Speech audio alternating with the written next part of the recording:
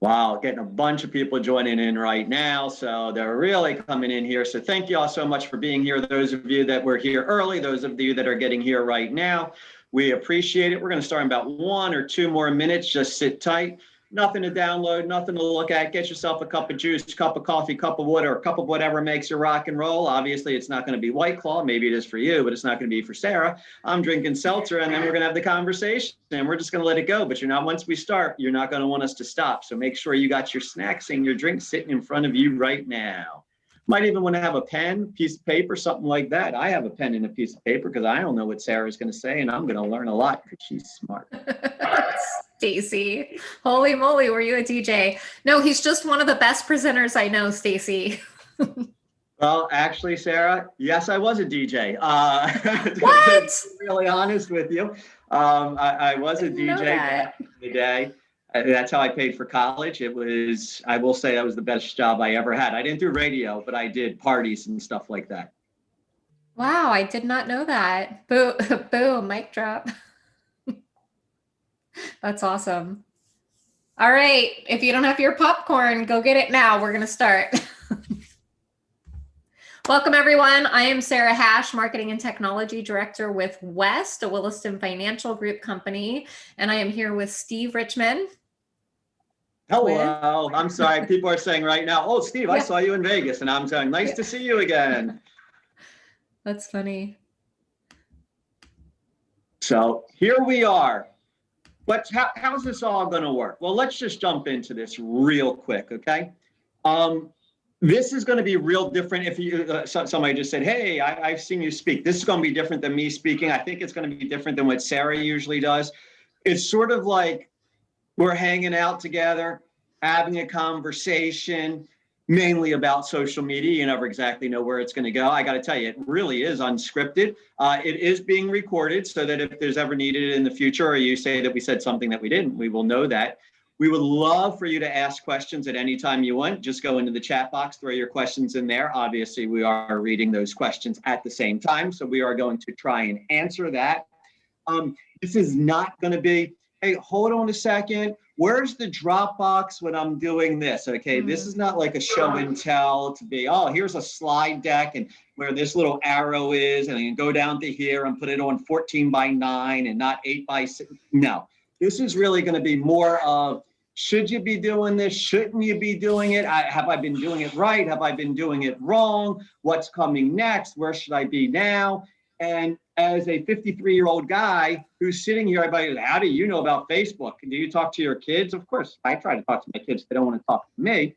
But I talk to Sarah. And I think we provide, you got one that's a little bit more real estate and title, one that's a little bit more mortgage and insurance. And we look at it from similar ways, but from our own personal viewpoints. And I think you're going to get a really nice counterbalance between us. So for me, that's who I am. I'm Steve. I'm with Genworth Mortgage Insurance. You may have seen me doing social media a long time in the past. Haven't really talked about it a ton lately. I use it a lot, but I haven't talked about it because people sort of they're there and they're doing it or they're not. But then I said, well, what am I not doing? And Sarah started to say, do you know this? Do you know this? I said, hey, let's do a call. So that's where I come from. And this is the amazingly intelligent and wonderful Sarah Hash. Thanks, Steve. Uh-oh, I'm getting feedback. Let's turn that down. All right. Feedback is fun. I love technical difficulties. So like Steve said, I'm Sarah Hash. You guys don't really care that I sold real estate for 12 years and that I sold title insurance. That's all boring stuff. I'm going to talk a lot today about authenticity. And I was thinking, and we're going to talk about mistakes people are making, right? Who am I to tell you to be authentic, but you're making mistakes, right? I was thinking about that this morning. Like, I just think that I am like most people. Like, I just tend to think I'm like most people. And some of the mistakes that we see people making are things that would turn most people off. So sometimes we don't stop and think about things before we post them or comment or whatever. So I just wanted to get that out of the way ahead of time. I have a huge passion for social media. I struggled with it a little bit last year when the pandemic hit, but I built my business, my title business when I was a sales rep by leveraging social media. And so I'd say that's what qualifies me to be here and talk about this. And it's what I've been teaching for the last 2 years with West. So super happy to be here with you, Steve. I love this stuff. I love you. For you guys who are watching who don't know already, I hosted a social media mastermind 2 years in a row, 2+ years ago. And Steve was one of my guest presenters both years in a row. And he's absolutely amazing. And I'm super pumped to be able to sit alongside him today and present to you guys. Or I don't even want to call it a presentation, it's conversation. Conversation. So just keep calling it presentation. I remember that with Francine. That's who we were doing with. I don't see her on the chat box yet, but hopefully she'll be here today. I want to just chime in with something that Sarah said. We're not perfect. I'm not telling you that this is what you have to do. This is what you shouldn't do. Hopefully we're going to give you 100 ideas. You like 10 of them. You try and figure them out. And if you go, you gave me too much, try 2 at a time. If this one worked and the other one didn't, kill the other one and then start another one. But we do, in today's world, we're very scared of making mistakes. We're very scared of having problems, of having issues, especially I'm a mortgage person. I need to know exactly what the numbers are going to be. I can never make a mistake. I'm a real estate agent. I got to tell you what's going to happen with that house. I got to give you the right bid. It's all opinion. We're all thinking about it. And if you really go into what social media is, it's about driving relationships. It's not really about advertising, in my opinion. Sarah might have a different opinion, but I think it's about relationship and communication, not about advertising and marketing. The advertising and marketing come through it. So if you're someone who goes, but I'm a perfectionist and I need to be perfect, and oh my gosh, I'm too scared to get online and social media because if I make a mistake, there's a woman named Brene Brown, Brene Brown, Brown, like the color. She has TED Talks, and she also has a Netflix special that's out right now. And for those of you that like to read, she's got about 80 books out there. I've read probably 6 of them. And she talks about this concept of authenticity and the importance of authenticity and the importance of worthiness. So Layla, yeah, I adore, I don't adore Brene Brown because I've never met her personally. I say I have a professional crush on her. So the way that I look at that, if you're someone who's saying, but you got to be perfect before you do any of this stuff, take a listen to that. And that might help you get through it. Like I said, I don't know exactly what we're going to talk about here today, but I look at her and I post a lot of her videos on my social media. It's not just about what I know. If I'm not the content expert, I can provide somebody else's. So what Sarah was saying, yeah, we don't have to be perfect. Brene Brown agrees with that. But Sarah, you're as close as I know to it. So let me ask you a question from just my perspective, because my majority of my time on social media is Facebook. Is it dead? No, it's not dead at all. Are you getting the feedback too, or just me? You sound perfect to me. That's fun. I can hear everything I'm saying being repeated to me. So I actually wrote an article called Is Facebook Dead? Not that long ago, probably in the last year. What I believe happened, Tamara says, I heard it for a second, but not now. So my personal belief in what happened with Facebook is that, Instagram got really hot and TikTok got really hot, and then the pandemic hit. And people before the pandemic had started shifting over to the other platforms because they were more entertaining. But what happened is that when the pandemic hit, people started flocking back to Facebook because they needed more of that engagement, more of the interaction. The longing for human connection was more prevalent than ever. And so Instagram and TikTok they're not the platform for that human conversation going back and forth. People don't chat back and forth in comments. They don't private message as much or DM as much. And there aren't groups to interact with. And so a lot of new groups got started. My friend Stacy, who's with West, she actually started a COVID support group right after the pandemic hit and had like some 2,000 members in like 24 or 48 hours. I mean, it was ridiculous. People just, longing for that connection. And so a lot of attention went back to Facebook over the last year. So no, Facebook is not dead in any way, shape, or form. We will not always agree on everything we said. Sarah and I actually had the conversation before this. Are we allowed to disagree respectfully on this call? And yes, but I don't think Facebook is dead either. I know, well, I haven't been traveling on planes lately, but I still look around on a plane and, that's what I usually do. And every time I look, everyone's on Facebook on the whole plane. You're just walking down the row and they all have their Facebook up. My son's 24 years old. I just saw him post a picture on Facebook, so I know that he's still on Facebook. He's more of a stalker than a poster. My daughter, she just listed on Facebook, happy birthday to her horse trainer, the person who trains her. She doesn't own the horse, but the trainer does, but she rides the horse for her. So my kids are on it, ages 16, ages 24. I'm on it. I still think it is still the germane one that's out there. But I take it one step further. If you ever saw me do this stuff in the past, I always said, when it comes to social media, you need four things. You need a reason, a strategy, an audience, and a message. A reason, a strategy, an audience, and a message. And I think what we find, number one, at least for me, my audience is on Facebook. So that's where I'm going to go. I'm not looking to sell a home or get a mortgage for my daughter who's 16. Yeah, she's on TikTok, but when it's for something like this is where we are. So I look at, why am I there? Am I trying, this will sound wrong talking about social media. Am I trying to talk to 16-year-old girls?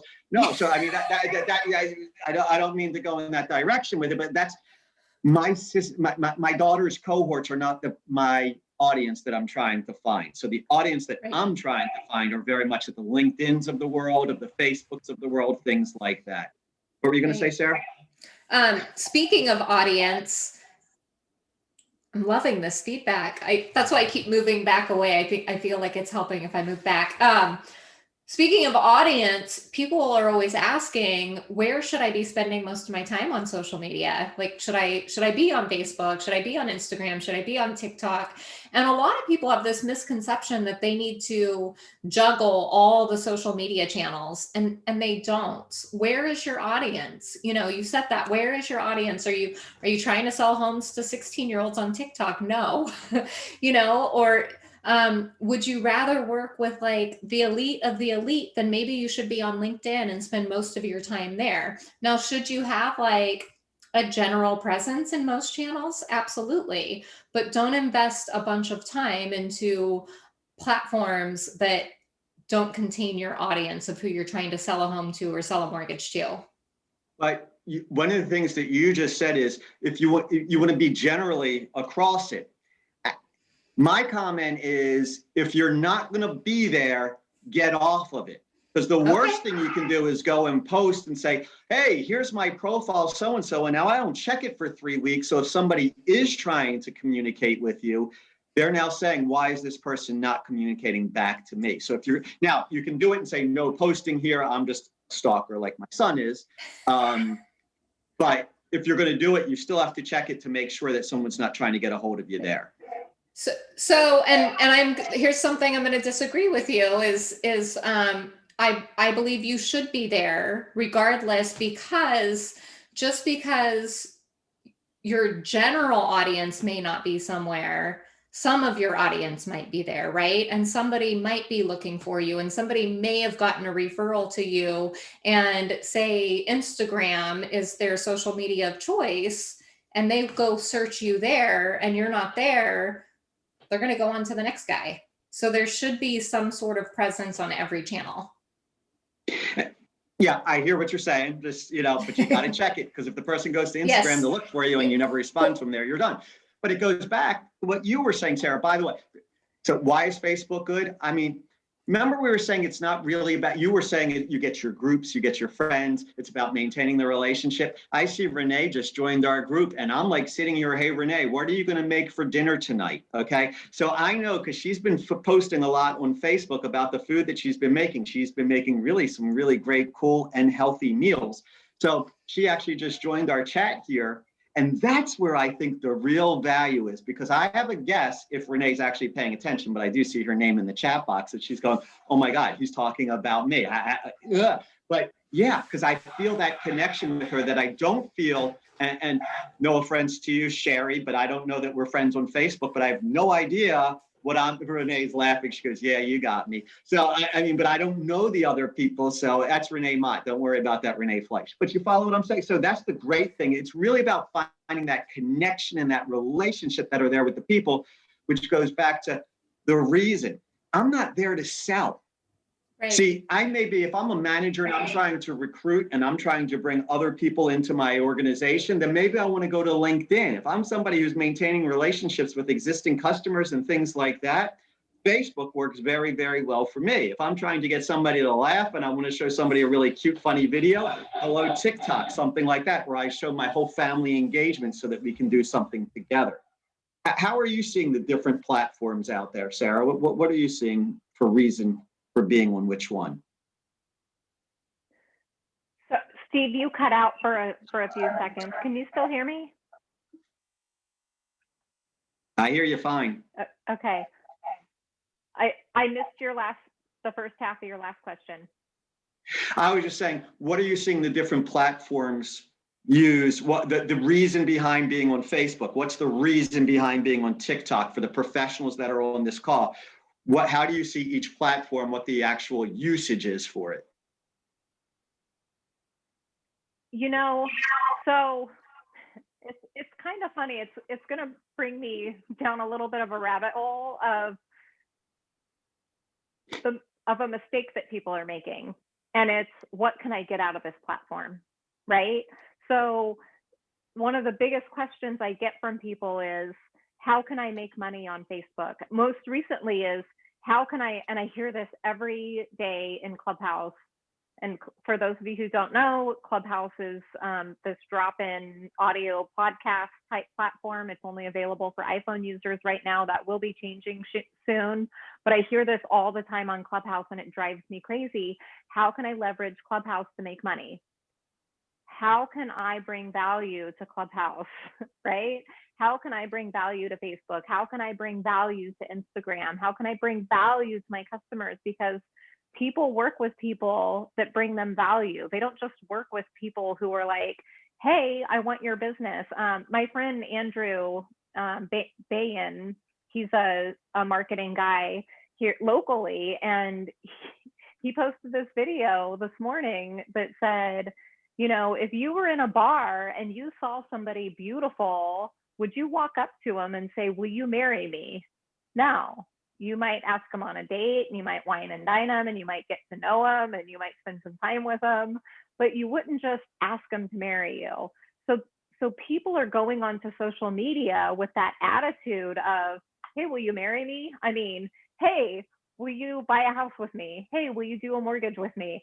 It doesn't work that way. And so why are people on these platforms? You know, generally it's the Facebook. When it was the Facebook, it was a college thing, and then it morphed into this business thing. And I think people sort of got off of Facebook for a while there because it was so businessy, because it was so salesy, because it started to become like LinkedIn, where you would connect with someone and immediately they would try to sell you an instant message. And so why are people there? Obviously they're there to try to sell. There's a huge majority of people who are there simply to stay in touch with friends and family. They're there to get their ego cup filled. They're there to feel good. They're there to post about themselves. One thing that I think people need to really truly realize, especially in real estate and lending, is it's not about you. It is not about you. It's about the customer. And I could go on and on and on down this hole. I'm going to say one more thing on this. I saw someone post this morning something about like ranting about a closing not happening on time. Listen, people, things go wrong, right? Closings go wrong. They go sideways. Don't rant about the things that are going wrong, because 99% of the time the deal's going to close anyway, right? The deal's still going to close.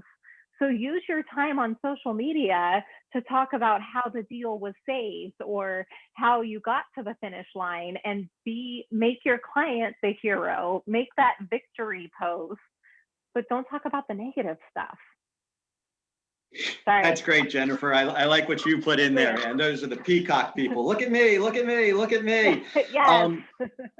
I think about it similar to the way that you put it, but in my viewpoint, everyone is constantly saying, what's my differentiator? And when you go on to any of these things, when I get these things from LinkedIn, it drives me crazy. These people want to join me on LinkedIn and they're like, want to buy something? I'm like, hi, I'm Steve. By the way, that's not even my job. So clearly you know nothing. You've done no research. Why on earth would I want to do business with you? That's crazy. But it goes back to that whole relationship. If you get in there and you start hitting people on a different level that has nothing to do with business, and you can bring them something of value there, they're not there to say, hey, they can find what home values are, what rates are. Because they all know it's the same home value. It's all the same rate. It's all the same this. So if that's all you're talking about, you're not making yourself any different. And when I got on there, and so I went to Clubhouse, and I'll just sort of tell you how this works. By the way, my whole job, quite frankly, and I think yours is too, Sarah, it's like, well, we have mortgage insurance. I can talk to you all about mortgage insurance. I can talk to you about our rates. I can talk to you about our products. I can talk to you about cancellation. But 90% of my presentation is about how I can help you grow your business, or I can help you figure something else. It's that value add, because all the other stuff is very similar. And that's how you differentiate it. So that's what you and I are doing for a business. So I just want to say this, because Sarah was great. She goes, come to Clubhouse, come to Clubhouse. I said, okay, I'll come to Clubhouse. And I get to Clubhouse. If you don't know what it is, it's the new hot one that's out there. Sarah is very hot on it. I actually got warmer on it today because I had what I consider my first actual very positive experience on Clubhouse today. And I'll share that with you in a second. But she says, come in and I want you to join in this room. And so I'm in this room and they're talking about marketing. And they're like, well, this is what we do. And they're saying, oh, I like to get my gifts out to my customers. And I sort of said, I don't do gifts and I'm not a real estate agent, but this is what I do. What I do is if I know my people and I know that these people like hot sauce, and I see that there's a certain hot sauce that has a sale for there's a club. I'm sorry, I just read the thing that Chris just put on there. I'm on Clubhouse for Big Ten Network. I agree. I'll do it for basketball.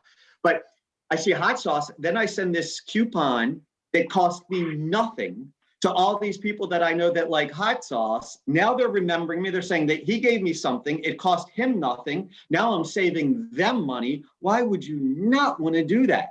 And I have gotten so much by being in two groups, social media. One is on eating healthy. And I put the hot sauce. It's like, hey, this has no calories. This has no, and everybody loves it. And the other one is I'm in a podcast, share your favorite podcast. And I go through that and I'm sharing podcasts and people go, we have very similar interests. Didn't cost them anything, but now they're connected with me. And they go, man, you say all this stuff. You're like a DJ, like the other person said. I'm like, yeah, I'm a professional speaker. Now they're talking to me about, hey, really? Talk to me about that. That's interesting. So the lead is more the value you're bringing to the social media for that person who's on the other end of the screen, and then the business follows. And paying attention to them, paying attention to someone and knowing what their likes are, knowing that Renee Mott might enjoy a cookbook. You might see some great recipe or tried some new recipe that you found online and emailing that to her, or sending it to her via Facebook and Messenger, or just knowing and paying attention to people. It makes them feel like, yes. And by the way, Renee, we need to go out and play 9 soon. I really need to get out there with you. So it's been way too long. But just paying attention to people and saying, hey, I see you, because people want to be seen. So I see you. Here's something of value. Here's something that I know that you appreciate. And just so silly, hot sauce, scuba Hot dive. sauce. And, Yeah. and you don't even have to care. I don't know if I should say this. There's a secret that I've I never. can always cut it out later. No. But first off, that doesn't mean bring up politics, okay? But that's all. We're going to get to politics later, hopefully. Don't talk politics is my point. But Yeah. I'm not a big dog person. I'm not. But I know Sarah is. And the first thing I said when I got, how's your puppy? I see him with a cone and he's not feeling good. It doesn't even have to be that important about you, but that's what I know what's important to her. And I know what's important to this customer, that customer are different. And you find them on that level, it's a whole different ballgame. But they're putting that level right there for you on social media to see every minute. When you go into somebody's office, you're only going to talk business. Here, they're putting their actual. I know dogs are your world, Tamara. That's why I said I didn't know if I didn't say I hate them. I just said that it's not the thing. All right. But when you walk into someone's office, it's business, business, business. But if somebody said, here's my entire life story sitting in front of you, wouldn't you want to read that life story and talk about that life story before you started to talk about business? That's, I think, what Sarah's saying. Listen to them. Look at what they're doing. Understand that. And boom, that would be huge to be able to do it. We call that experiential marketing. What other mistakes let's talk about experience. I know you were talking about the 3 E's and all this stuff. Talk to me about the mistakes you're seeing out there in the world when people are on social media. So one of the biggest mistakes, it's funny, the thought just came to my mind before you asked me, is the mistake of people going online, getting on their little phone and they're going live and they're like, hey guys, it's Sarah and I am so excited. I have got 30 million in escrow this month. That's right. Don't you want to work with the best? No. Like, it is not about us. It's about the consumer. It's about making the consumer the hero. It's about telling their story. It's about jumping on your phone and going live and saying, hey guys, it's Sarah, and I am walking into my favorite title company and we are about to close. My buyers got the best deal. They've been looking for 8 months and I couldn't be more excited for them because they finally found the perfect home.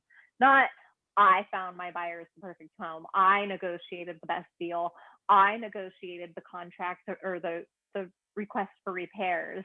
I made sure that the deal stayed together. I got us all the way here. I hear it all the time, and it's such a big turnoff. I don't want to work with the person who's all about the I's. I want to work with the person who's going to tell my story. Everybody wants their story heard or told. And with most people whose business and world doesn't revolve around social media like it does for real estate professionals, because it does. Like in our industry, our livelihood, our sales, our marketing, it all revolves around social media. Well, most people aren't like that. My sister hates social media. She sends us pictures via text message and says, because I don't want anyone knowing my business. So people who aren't on social media 24/7, like most of us are in the real estate industry, they want their little 15 seconds of fame or whatever, their story being told on social media. They want someone to make it about them. They want their closing day celebrated publicly. And Sarah, next time, I'm going to make a comment here, but just pump your volume up a little bit there if you can. Got a couple people who are typing that they're having some issues hearing you, and I don't want that to happen. Okay. But even on social media, even if you don't want to talk all about yourself, you don't have to, because all of your customers are talking all about themselves somewhere on social media. And there's nothing easier than to go on, as I did with Sarah. Hope your dog feels better. Congratulations on your kid's graduation. Oh, that's a beautiful sunset behind you. That food looks delicious. So when you're constantly promoting them, the three most powerful words you can ever say to a customer is "you were right." Saying I was right does nothing. But when I say you were right, now all of a sudden they have that big connection. By the same token, if you don't like it making about yourself, let me show you a mistake that I see all the time. I guess we can ping pong like these mistakes that we've been seeing, Sarah. It drives me when I'm cool with a good inspirational quote, and I'm good with somebody trying to make my day. But if all you do is post other people's inspirational quotes, I can go get a quote of the day calendar and I don't have to look onto that social media to see what you have to say. If you're not going to provide any original content or anything of yourself, or what Sarah likes to call being authentic, preach, brother, you know I will, Renee. So it's okay to do it once in a while, but if it's not you, don't do it. Because I just keep going, then why should I? So if I really wanted to get inspired, I'll just go to the original author. I don't have to go to that person. And when I see other people, all they do is copy article. Hey, this is what National Mortgage News said today. Hey, this is what the National Association of Realtors said today. Hey, this is, okay, then I'll go to the National Association of Realtors and I'll go to the National Mortgage News. Why do I have to go to you? So you have to have something that's at least a little bit original out there, so that they see, okay, not that you're the true expert, but at least you're knowledgeable and caring about what's going on. Yeah. Can you hear me now? Much better. I switch things up a little bit. I'm still getting feedback. I'm not sure why. You know, you mentioned earlier the 3 E's: empathy, education, and entertainment. So with what you just said, I want to let people know we're not all creative. Not everyone has a creative side, but we do have an opinion. We do have a voice, and we can be those sharers of information. I love that quote. I'm just going to steal it from you forever and ever, Steve. But when you share someone else's article, and I think this is what you were getting at, is putting your voice behind it, having context about what you thought about that article, putting a funny video out and saying what you thought about that funny video. Many people are just posting without any context behind, and that's what you're getting at, right? That, well, I'll just go get it from the source because you don't have anything to say about it. Like, why do I need to get it from you when I can get it from the source if you're not going to put your brain behind it? Because guess what? That source is on social media too. So I could have just clicked their link and gotten it straight from them. So what's the difference? Right. Give me something else than just what somebody else said.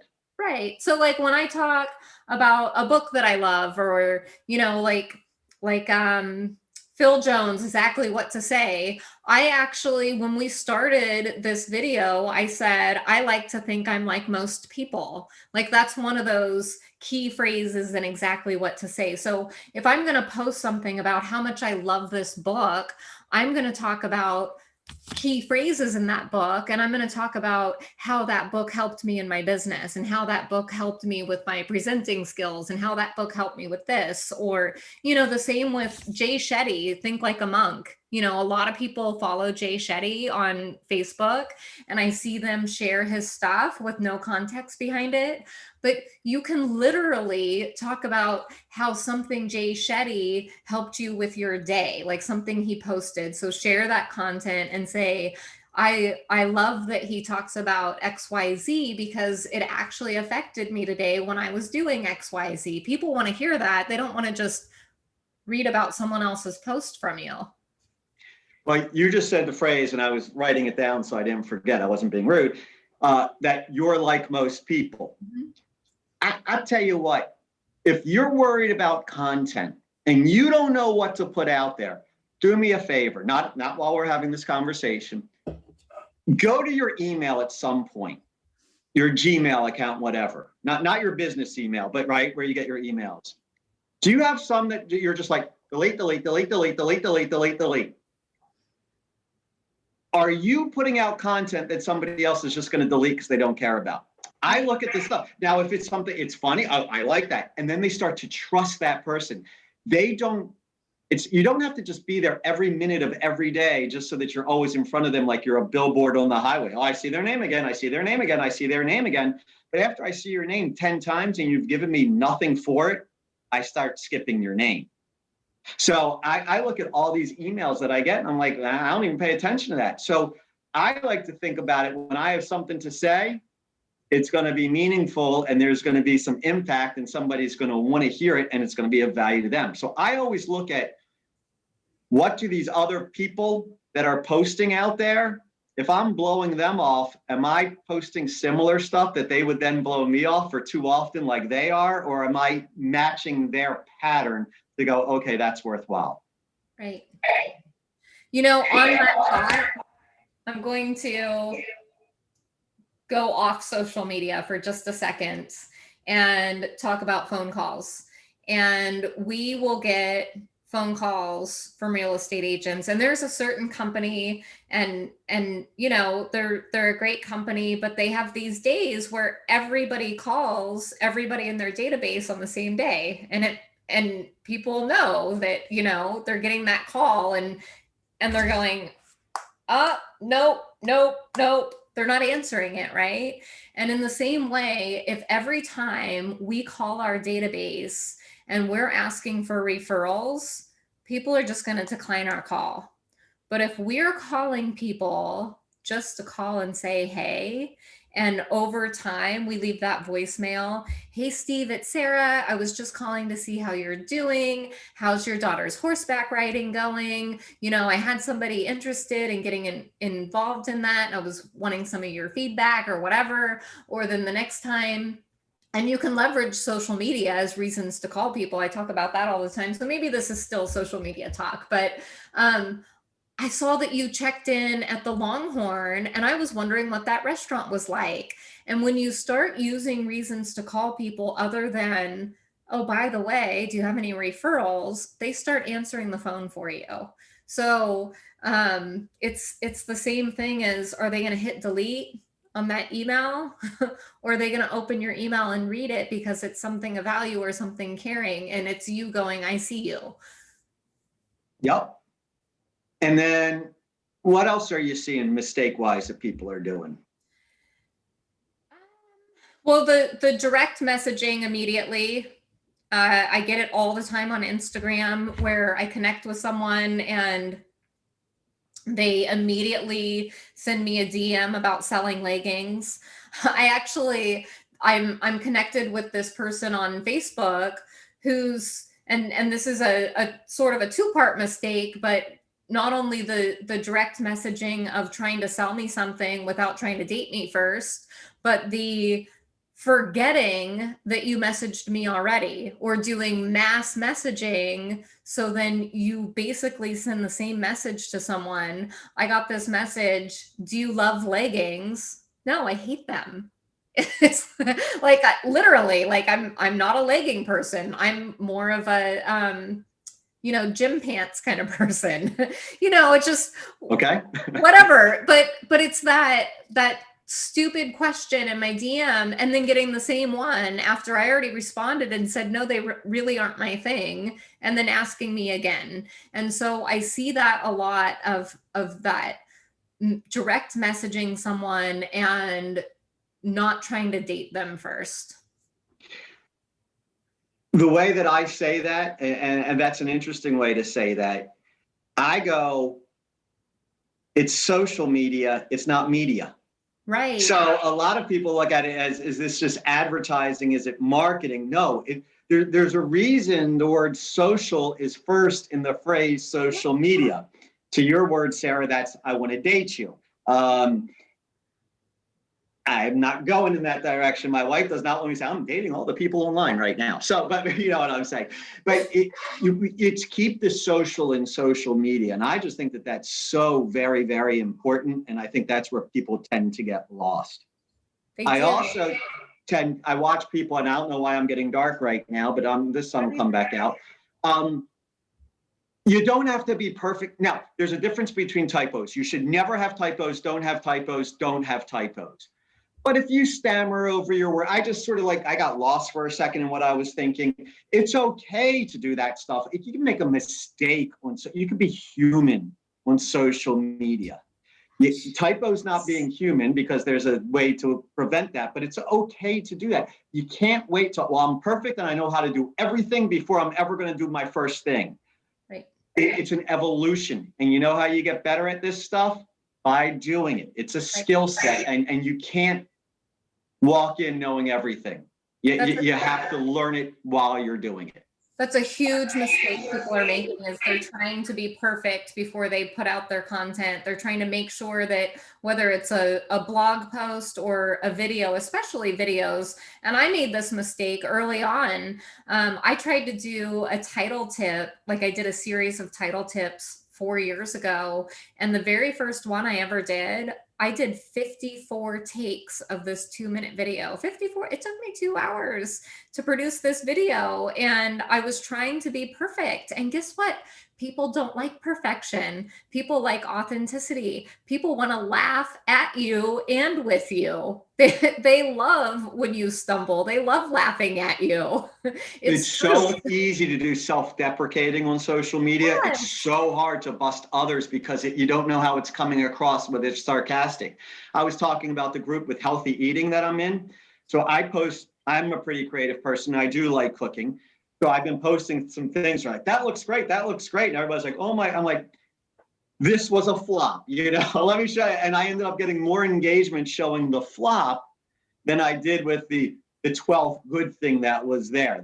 That's where they go. But I wanted to ask you that next question here, Sarah, because you went in that direction. Where's the future of social media? What's the future? Oh, the crystal ball. Yeah. We used to say, when I sold real estate, people would say, what's the future of the real estate market? And I'd say, no one has a crystal ball, but here's what's been happening. Here's what's going on now. And like you said, today is yesterday's future of social media, right? So like it's the state of future, or the state of social media now is the future of social media. Right. So where are we today? We're at basically paying attention to generational marketing. Where is our audience? that brings up a question that I was given. I put out that email asking and speaking for questions. of questions, Sarah, don't mean to cut you off, but if you have a question also, feel free to go into that chat box over there on the right-hand side and we'll answer it, because Sarah's already got some questions and she's going to talk about one of them now. Yeah. So is it good to post articles on Facebook? It seemed like a good thing to do in the past, but I don't click and read articles when I'm on Facebook. Do other people still do that from a business perspective? And, I like to think that our tribe is our tribe no matter where we are. And that, in thinking about generational marketing and where people are and what they're doing on social media, and are they part of your tribe? First of all, if they're part of your tribe and they're engaging with you, they're going to see your stuff and they're going to enjoy reading it, just in the same way that they're not going to delete your email. And then if it's, if you are a better writer than you are a video, or recording a video of yourself, I want to say videographer, but that's not the right word. But if you're better at blogging versus vlogging, then write your heart out. But if you're better at doing video, do video, right? And so, and I think that I'm a little off track with this, with my answer, and I'm sort of beating around it. But basically, people are going to see your stuff and they're going to engage with your stuff. And if you're putting an article out there and they're someone who likes to read, they're going to read your stuff. If they don't, they're not. It doesn't mean that you don't put that content out there. And when you have content out there and people are looking at it and clicking on it, they're telling Facebook that they want to see more stuff like that. So I hope that answers the question. I would say, if you want me to read an article, don't make it something that's at least unique or a different perspective on the same topic. I watch these, the minute that rates change, you see 87 articles, rates have changed, right? Okay, got it. So I don't read any of them because the headline tells me the whole story anyway, and I see it 87 times. But when all of a sudden I see how long is this rate going to last and nobody else has that article, then I'm paying attention to it. So I always try and find a little bit more of the unique or the different angle on something like that. Right. You're a clubhouser, and I see somebody, I forgot who it was, but I think it was Chris, but said that they were all into Clubhouse and everything. Go ahead, talk to us about, yeah, it was Chris. Talk to us a little bit about the Clubhouses, the TikToks, and all that kind of stuff. That's my future because I'm not quite there yet. So tell me what that stuff is, and where is it right for the professional, or is that just something that's 100% social? So, okay, I'm gonna preface this with, I'm not saying. So let's just start with TikTok because each one's going to be a little bit different. With TikTok, I'm not saying that there are not real estate professionals on there that are not getting business off of TikTok. I would really like to see some proof that they're getting a lot of business, right? So there's potential for getting business there, and I believe that's happening. But I also believe that TikTok is mostly about entertainment. I mean, it's really, people want to go there, they want to be entertained. And while I'm on the subject of TikTok, I saw a realtor post something the other day. It was actually a TikTok they shared to Instagram, and I'm not going to talk about the video, but what I'm going to say is don't jeopardize your integrity at the risk of gaining followers. And what I mean by that is don't embarrass yourself on TikTok at the risk of getting followers, because what are you here for? What's your outcome? What's your end goal? Are you trying to be a social influencer and make people laugh and get paid by TikTok? Are you trying to sell more real estate, right? And B, nobody wants to buy a house from somebody who's jeopardizing their integrity and looking like a jerk, right? Garrett Grimes, isn't TikTok for under 18-year-olds? No. Sorry, people are always one of the things that I do, as you're looking at what Renee says there, Sarah, one thing that's worked really well for me in social media, and I think you all probably have at least seen it now through this presentation, this conversation we're having, is I can get pretty creative and I can go a little bit out there, and sometimes the filter doesn't work all that well between here and here, and I'm going, was that right or was that wrong? I have people who I think have better judgment of stuff like that than I do, and if I'm ever about to say something that could, or video something or whichever, post something that could possibly be taken the wrong way, that I think I want to check this, I have my people that I run to first to say, and they're like, well, I know you and I know how your brain works, but this is how the rest of the world is going to see that. Don't you dare do that. And I go, okay, I can live with that. So I'm very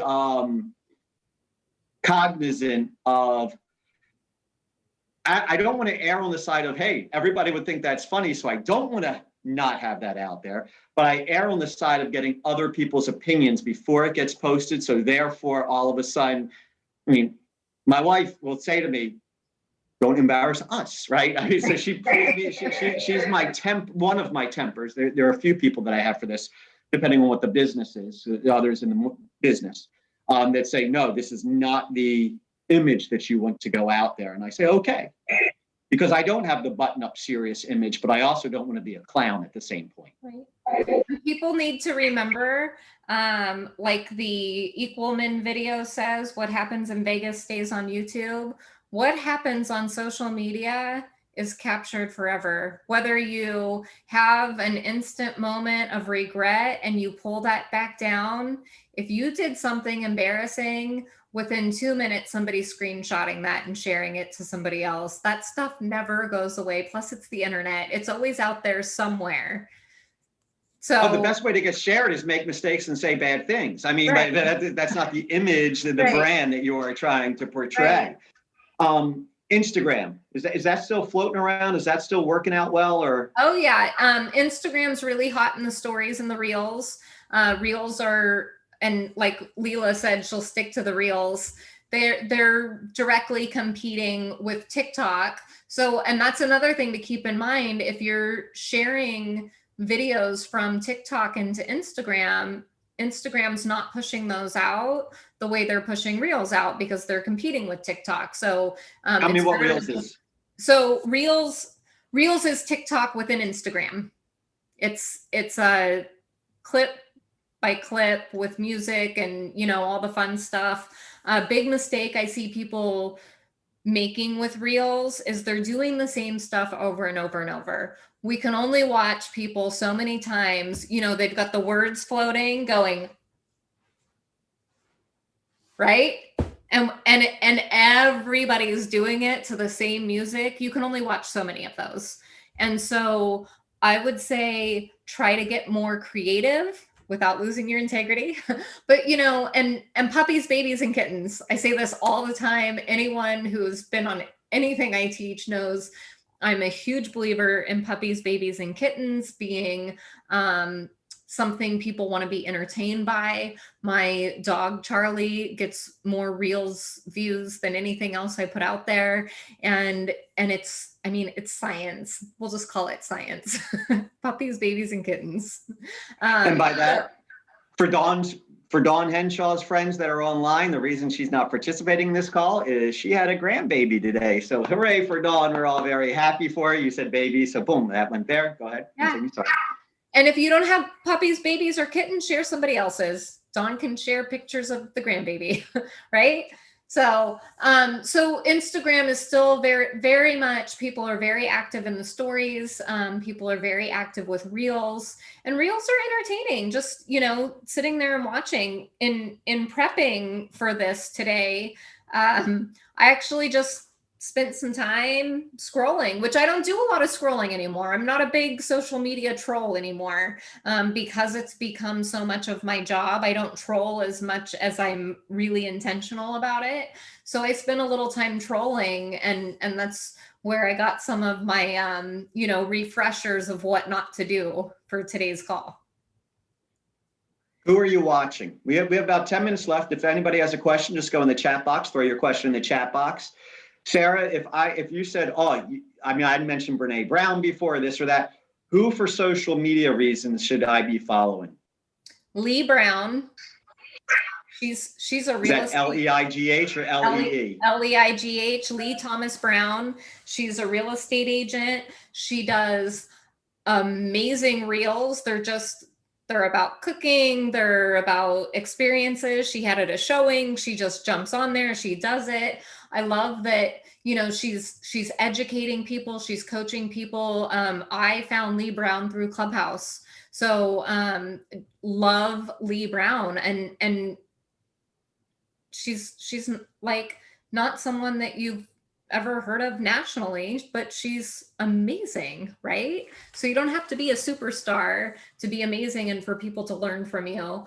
And then Jimmy Mackin with Curator is putting out some really great content right now in little micro content.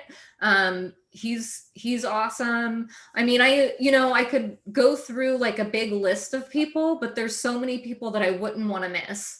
Like I wouldn't want to miss like our friend Sue Pinky Benson. I wouldn't want to miss her, and I wouldn't want to, miss anyone like Dustin Brome or Shannon Milligan. There's a lot of people to be watching.